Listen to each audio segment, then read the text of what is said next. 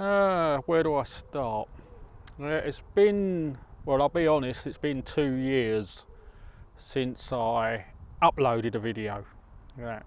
And so why, I suppose, yeah, I've got to explain that.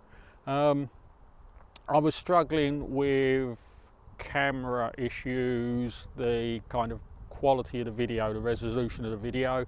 I was struggling with editing problems. I was having lots of glitches in my editing software, but the real big bugbear for me was the audio. The audio was just terrible. I was really struggling with audio.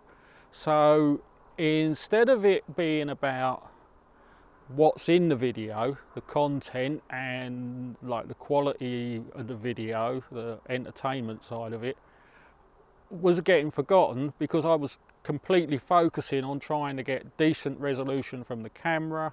I was trying to get decent audio, and then I was having nightmares trying to edit it. I would spend 4 hours editing, and then something stupid would happen in the editing software and you'd have to start editing the whole thing again. So it just really got down.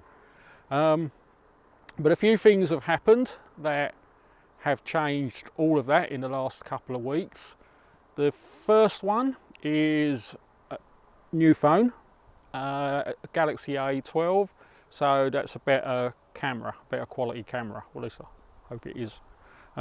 Also, I came across this little audio recording device which I've seen other YouTubers use and had good reviews, so I thought, right, I'll get that. Sorry, I was dropping you a little bit there, my arm is aching.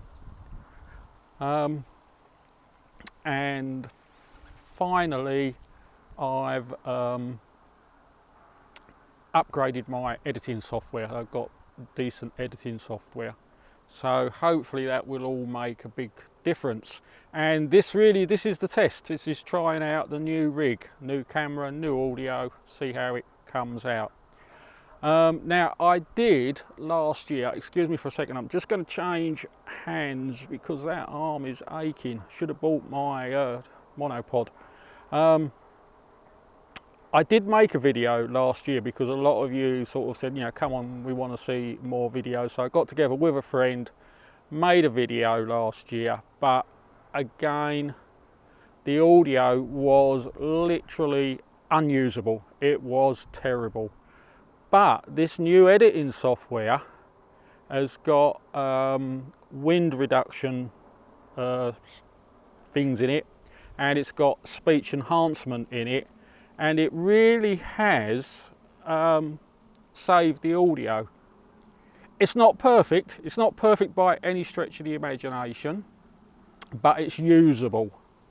So I've decided a year down the line, so this video was made a year ago, but have a look, see what you think. So let's run the video for you.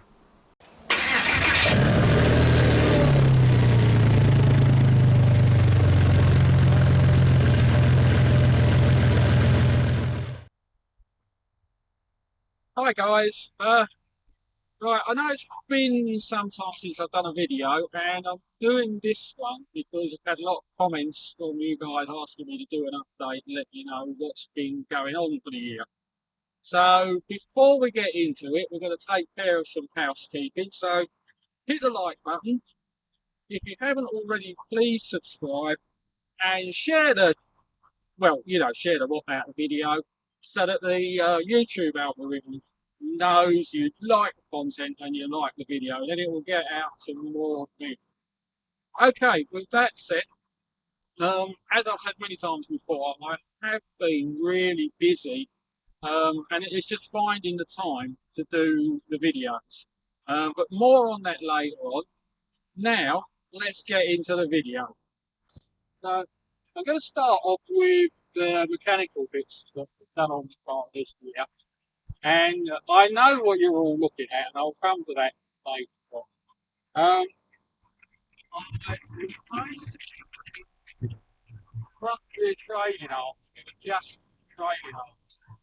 which means now, apart from ride height, all the suspension on the car is fully adjustable. And I took that in and had it all set up for fast road, which I'm really happy with.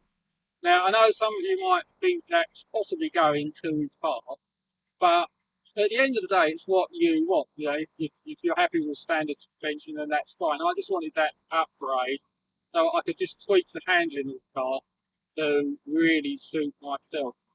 The other thing that I've done this year is, if you remember, we did a video where I was saying about curving the rims all the time and looking into whether I could get wider tyres on the car.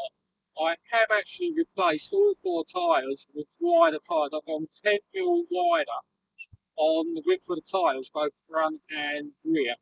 And you'll remember I was concerned with the front because the tyres get very close to the wheel arch linings when you put the car on. But I'm pleased to say, so far, I've had no problem with the tyres rubbing the lining. So that's really, really positive. The biggest thing that I've done this year is had the car repainted. Um, Again, you all know the problems that I had with the front bumper on the car. It took quite a lot of damage. But the car had a few other small age-related marks on it. And my local body shop, to be honest, my local body shop talked me into having the car fully repainted. So I put it in, and the whole car has been repainted. That's probably the biggest and most expensive job that has been done on the car this year. Okay, now I know that this is what you're all waiting to know about. And yes, I know some of you are going, what the hell have you done? Even Clarkson said that the back of the box that looked unfinished. I think he actually said it looked exactly the same as the front. And I've always felt the same.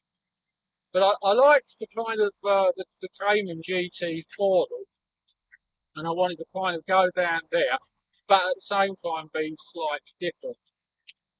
Now, as you know with me, I don't like spending too much money. So the spoiler was an aftermarket spoiler. Got it off of eBay, £80. So if you hack it around too much, it's not really a massive problem. But what did let it down was the wingtips on the end. They were absolutely horrendous. They massive, completely the wrong shape.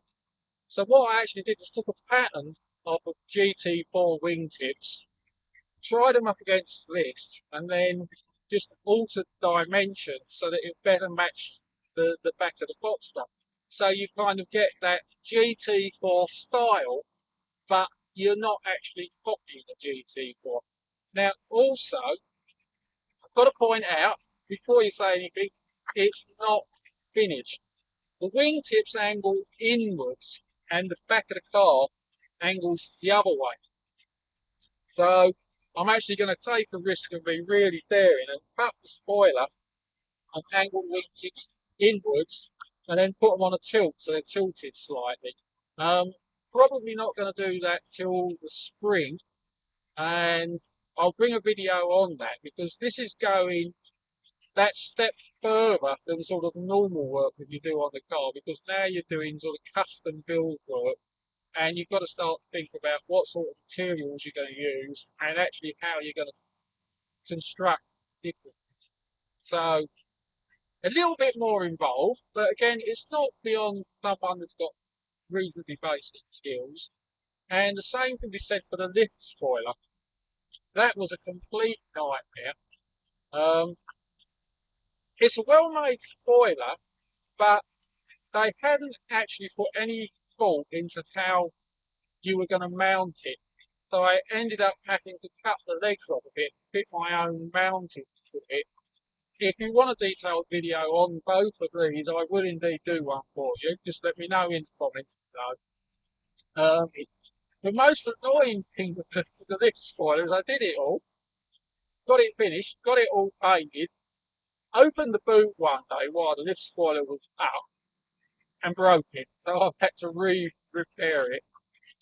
Um, but yeah, so that's the thing. A lot of work, not finished. And if you would like an in detailed video on how I did these and what I'm going to do to finish it off, please let me know in the comments, and I'll do that for you. So the last thing I want to cover on the body, and it's not something I've done, but it is the headlights. I know the headlights have always been a controversial thing from day one, but they have been on the car now for what, 6, maybe getting on towards 7 years, and I am getting bored with them. What I was thinking of doing, they're expensive. I found they're £1,200, but they're the 911 turbo lights. They have the kind of bit that cuts across there, and then I'd have to rebuild the front bumper. But that's definitely something that I'm considering as a project for the car next year. Now we're going to finish off with the interior. I've got my list here. What have we got? We've got gear change, armrest, seat belt, and the dashboard. Right, I'm ready to go. So, yeah, I've got the leather dash. I'm sure I've told you before I've got a leather dash. It's still sitting in my friend's garage. I still haven't had it restored. And one day I will get it done and it will go in the car. But inside had the door handles painted silver and some nice red velour on the handles because they were just a bit grubby. So it's just really tightened them up. I've got a new gear change, new gear lever. I will, as I always do, I will put all the links for where I get these parts and what they cost for you because I know you do like to know that. And we've got new armrest cover. A little tricky to fit, but not too bad. Again, if you want me to do a video that goes into more details on how I fitted the new leather cover over, on that I can do that for you. And finally, of course, I swapped the seat belts out for red seat belts. I have used seatbelt clasps to go in. I haven't put them in yet because I've got to take the seats out to change those over. Um, as for the seats themselves, I think it was about 4 years ago that I reconditioned the seats, so they could do with a good clean and basically another coat of dye on them. Just to, I've got a couple of marks on them that aren't coming off, so we'll probably re-dye those. It's quite windy here, so I don't know if you're going to hear this too clearly. If you can't, I apologise. So I'm going to finish off with the fact that I think, well, you guys know how long I've had the channel, and so I've had the car. It's got to be 6 years, possibly getting on maybe towards 7. And we've been through a lot together with it. Some of the controversial things were when I painted the brake calipers. A lot of people, said it wouldn't last and it wouldn't go on. Well, it's got to the point now where they are starting to look a little bit rough. They're getting a few chips in. So I think possibly I might repaint the brake calipers next year. I think originally it was like 25 quid, so I mean, 6 years for 25 quid, I think that's good value for money there.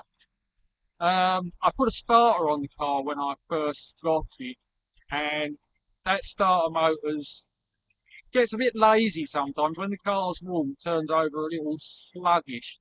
So again, next year I think I will probably replace the starter motor again. So that would be the second starter motor the car has had in the lifetime I've had it.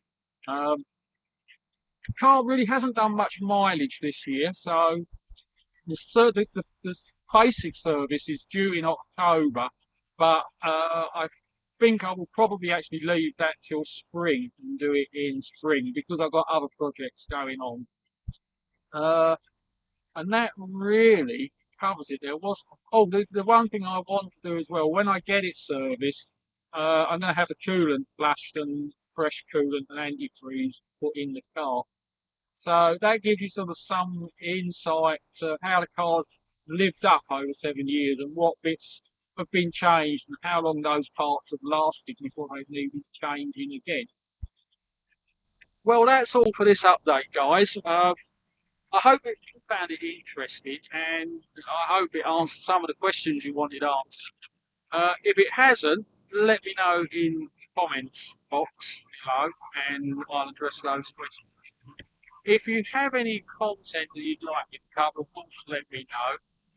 One of the other things that I wanted to do before the pandemic started is I wanted to start doing videos on road trips, like weekends away in the UK. And that is something that I would like to try and do next year, really. So if that's something you would be interested in, again, let me know in the comments.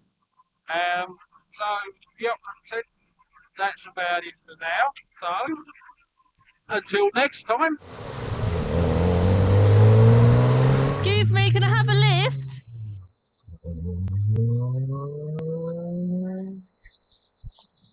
And he's gone.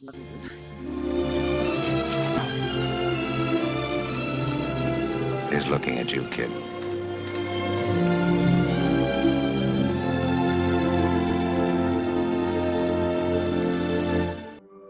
I had a bit of a catastrophe with the roof, so I'm just waiting for the parts to turn up. So keep an eye out for the video on fixing the roof.